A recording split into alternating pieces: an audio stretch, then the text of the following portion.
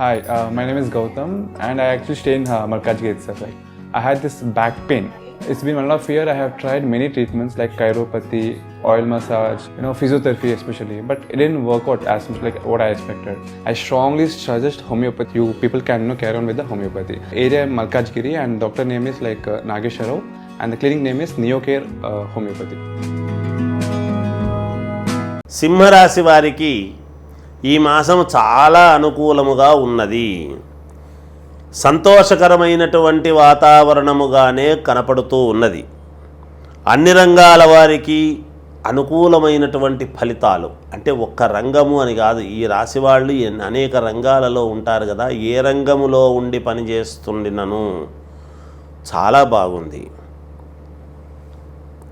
అనుకూలమైనటువంటి ఫలితాలుగానే ఉంటాయి గాక. ఆదాయము తగినంత లభించి తీరుతుంది. వృత్తి ఉద్యోగాలలో అనుకూలత అనేటువంటిది పెరుగుతుంది. చేపట్టిన వ్యవహారాలలో ఏది పట్టుకున్నా మీకు ఖచ్చితముగా అది మీకు అనుకూలముగానే ఉంటుంది గాక. గృహ నిర్మాణ ప్రయత్నాలు అనేటువంటివి వేగవంతము చేసుకుంటారు. కొంతమంది సన్నిహితులు, తెలిసినటువంటి వాళ్ళు మీకు సహాయ సహకారాలు అందిస్తారు. పెద్దల నుండి ప్రశంసలు పొందటం అనేటువంటిది జరుగుతుంది. గృహమున శుభకార్యాలకు కావాల్సినటువంటి నిర్ణయాలు తీసుకుంటారు. బంధుమిత్రులను ఏదో ఒక కార్యక్రమం మీద అందరినీ ఆహ్వానించడం లాంటిది జరుగుతుంది. వ్యాపారం చేసుకునేటువంటి వాళ్ళు మంచి లాభాలు పొందుతారు. విద్యార్థులు పోటీ పరీక్షలలో అనుకూలవంతముగా అనూహ్యమైనటువంటి విజయాన్ని సాధించి తీరుతారుగాక. ఈ రాశి వాళ్ళు మనసు ప్రశాంతముగా ఉంటుంది. స్థిరమైనటువంటి ఆలోచనలు చేస్తారు. స్థిరాస్తి క్రయ విక్రయాలలో మీరు అనుకున్న దానికంటే ఎక్కువ లాభాలు పొందుతారుగాక. మామూలుగా ఇది చేద్దామా వద్దా అని అన్యమనస్కముగా అని కాకుండా దృఢమైనటువంటి మనస్సుతో చేస్తారు. అన్ని రకాల విజయాలు మీరు పొందుతారుగాక. ఇది సింహరాశి వారి యొక్క ఈ మాసము ఫలితాలు. జయోస్. ప్రాపర్టీ విషయంలో కన్ఫ్యూజన్ గా ఉన్నారా? గేటెడ్ కమ్యూనిటీలో ఫ్లాట్ తీసుకోవాలా లేదా విల్లా తీసుకోవాలా? మన పిల్లల భవిష్యత్ కోసం ఓపెన్ ఫ్లాట్ తీసుకోవాలా? మన హైదరాబాద్ లో ఏ లొకేషన్ లో కొంటే మంచి అప్రిసియేషన్ వస్తుంది? మరి నమ్మకమైన ప్రాపర్టీ కొనాలంటే నమ్మకమైన గైడ్ కావాలి కదా. ప్రాపర్టీ అడ్వైజర్ కోసం సంప్రదించండి వరాహస్వామి ప్రాపర్టీ గూగులర్. కాంటాక్ట్ 7207218485. అన్ని రాసుల వాళ్లకు కూడా ఈ మాసము ఇంకా మెరుగైనటువంటి ఫలితాలు ఉంటాయి కదా. మనకు కావాల్సినటువంటి కోరికలు అనేక రకాలుగా ఉంటాయి. అనేక రంగాల వాళ్లకు అనేక రకాలుగా ఉంటాయి. అయితే మీ వ్యక్తిగతమైనటువంటి జాతకాలు మొదట చూసుకోవటం అనేది చాలా అవసరము. అయినా అన్ని రాసుల వాళ్ళు కూడా మరి అనుకున్నటువంటి ఫలితాలు, మేలు జరగాలి, అన్నీ కూడా మాకు అనుకూలవంతముగా ఉండాలి అని ఆలోచన చేసేటువంటి వాళ్ళు మీ ఇంటి దేవుడు అని ఉంటారు. మొదట ఎవరు అంటే ముందు కులదైవం చాలా అవసరం. కులదైవాన్ని పూజించుకోవాల్సినటువంటి అవసరము ఎంతైనా ఉంటుంది. అయితే ఒక్కొక్కరి కులదైవం ఒక్కొక్కరు ఉండవచ్చును. ఎవరికి ఉండినా అన్ని రాసుల వాళ్లకు నేను తెలియజేస్తున్నాను, ఒక్కరికని కాదు, అన్ని రాసుల వాళ్లకు కూడా మీరు చేసుకోవాల్సినటువంటి పరిహారము ఏమిటి ఈ జూలై మాసములో అని గనక ఒక్కసారి మనం ఆలోచన చేసినట్టయితే, మీ ఇంటి దేవుడికి ఏ రోజో ఒక రోజు ఉంటుంది. అంటే శివుడికి అయితే సోమవారం, వెంకటేశ్వర స్వామికి అయితే శనివారము, ఇలా అమ్మవారికి అయితే శుక్రవారము, మంగళవారము, ఆంజనేయ స్వామికి మంగళవారము అని, శనివారం అని కూడా చేస్తారు.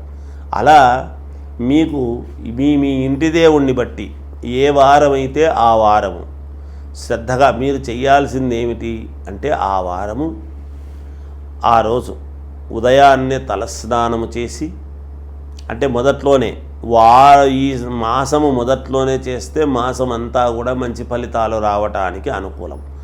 అలా ఒక 3 సార్లు చేయవచ్చును, 5 సార్లు చేయవచ్చును. ఈ పరిహారము మీ సౌకర్యాన్ని బట్టి కనీసం అంటే 3 సార్లు చెయ్యండి. మీ ఇంటి దేవుడు ఏ దేవుడైతే ఆ రోజు ఉదయాన్నే తలస్నానం చేసి 3 గుప్పిళ్ళు బియ్యం ఒక పేపర్ కానీ లేదా ఒక కవర్లో కానీ ఇలా 3 పిరికెళ్ళు బియ్యము, అంటే మనస్సు ముఖ్యము. ఎవ్వరికైనా దృఢ సంకల్పం అనేటువంటిది చాలా అవసరం, ఇది గుర్తుపెట్టుకోవాలి మనం. అలా 3 పిరికెళ్ళు బియ్యం అనేటువంటిది వేసి, అలా 3 పిరికెళ్లలోనూ ఒక్కొక్క కాయిన్, 3 కాయిన్స్ అందులో వేసి, ఇవి తీసుకువెళ్ళి అక్కడ దేవాలయములో ఉండేటువంటి అర్చకుడు, అంటే మీ దేవుడు ఎవరైతే ఉంటారో ఆ దేవుడికి ఒక ఆలయం ఉంటుంది కదా.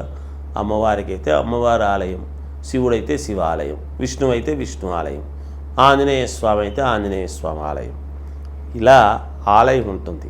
ఏ ఆలయము లేని దేవతలు కొన్ని ఉంటాయి, ఏవో అవి చాలా దూరము, మా ఇంటి దేవుడు మేము ఎలా వెళ్ళాలి అనేటువంటి భావన కూడా మీకు కలగవచ్చునేమో.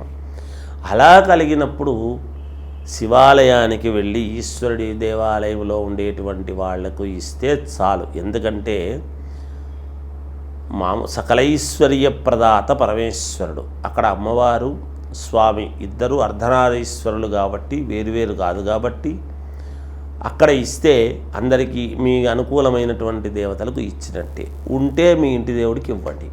అలా 3 పిరికెళ్లలో 3 కాయిన్స్ వేసిన తర్వాత ఇవి తీసుకువెళ్ళి అక్కడ అర్చకుడికి, అంటే 3 పిరికెళ్ళే ఇవ్వాల్సినటువంటి ఇదేమీ లేదు. ఒక అరకిలో ఇవ్వచ్చు, కిలో కూడా ఇవ్వచ్చు. కానీ ఈ 3 పిరికెళ్ళు అయితే ముందు తీయాలి. మీ మనస్సులో ఉండేటువంటి దృఢమైనటువంటి కోరికను కోరుకొని 3 పిరికెళ్ళు అక్కడ వేస్తే ఆ 3,000 పిరికెళ్ళు కావచ్చు రేపు. అందుకని ఎప్పుడూ కూడా ధాన్యం అనేటువంటిది చాలా గొప్పది. అలా బియ్యాన్ని మనం తినగలిగినటువంటి బియ్యం అండి, ఏదో నూకలు బాగులేనివి ఇవ్వకండి. ఎప్పుడు కూడా ఒకరికి పెట్టేటప్పుడు చాలా మంచిది ఇవ్వాలి.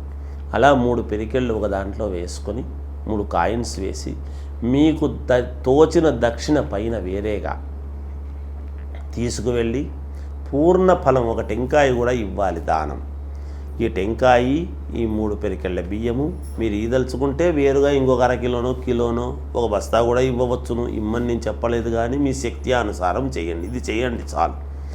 ఇలా చేసుకున్నారు అంటే ఖచ్చితముగా మీకు ఈ మాసం మొదట్లో చేశారు అంటే, మొదటి వారం కనుక చేసుకున్నారు అంటే ఆ మాసం అంతా కూడా మీకు అనుకూలమైనటువంటి ఫలితాలు రాబోతాయి.